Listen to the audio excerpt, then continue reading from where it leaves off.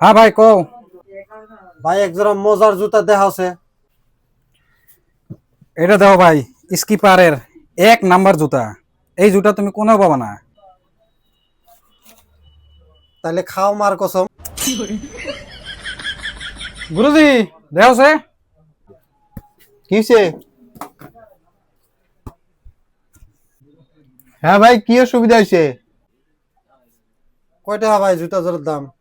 আরে জুতার দাম বাদ দাও, এই জুতা ধরে এখন মশলাইলেও কিছু হবো না। এটা পিনতে তুই লাভ করে যা হবি। अच्छा। বেলেকের জন্য 5,000, তোমার জন্য এটা 2,500 টাকা দিমু। তাহলে খাও মার কসম। কসম টসম দিস না রে ভাই, বিশ্বাস যদি না হয় বেলেকের থেকে দেখা আগে একবার। ভাই ভরসার কথা না, আমি 500 টাকা দেবো। আরে ভাই 500 টাকার কথা না, 500 টাকা তো আমরা কিনবারও পাই নাই। তাহলে খাও মার কসম। আরে গুরুজি বারবার মায়ের কসম দেয়। দিয়ে দে দে 500 টাকা দিয়ে দে।